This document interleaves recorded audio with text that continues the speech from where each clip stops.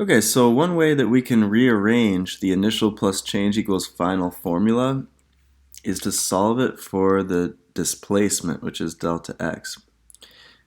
We'd rearrange it through algebra, moving the xi to the other side, and then we get this formula, which is commonly used.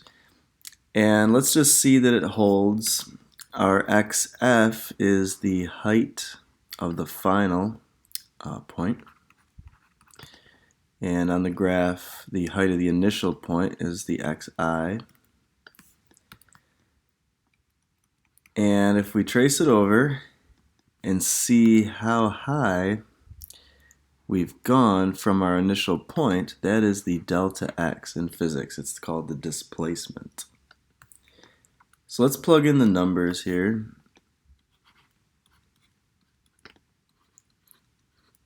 The final is 200, that's this height here. The initial is 100. And this reveals that delta x is 100 meters, which does agree with the value we found through the other formula above.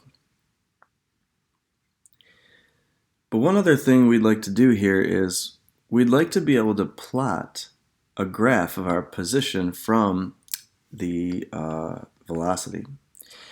And a table like this could really come in handy for that. This is a table of displacement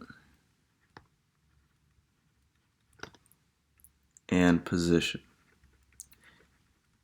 And we just want to find values that we can plot on our graph at different times. So for an equation for the displacement of the car, we would actually just use the equation delta x equals vx times t.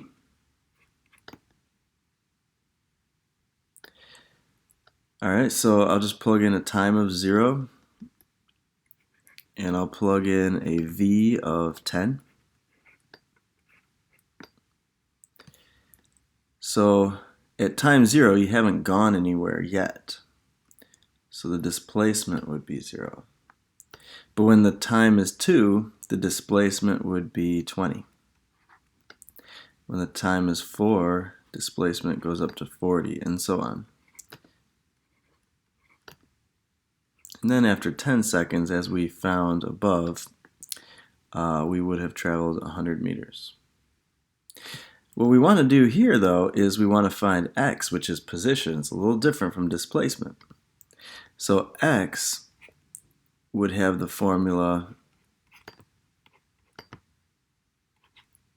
vt plus xi. It has some initial value. And we can look on the graph and see that our xi here, according to the givens, is 100. So we want to start off at 100. And hopefully this just shows the difference between position and displacement. Let's give it a formula, though. It'll be 10t plus 100. So we just add the displacements to the initial position. We'll get 120, 140, 160, 180, and finally 200.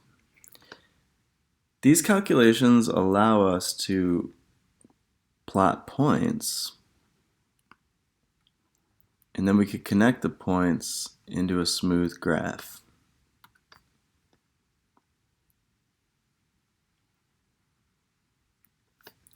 There we go, and we created the position graph from the velocity graph.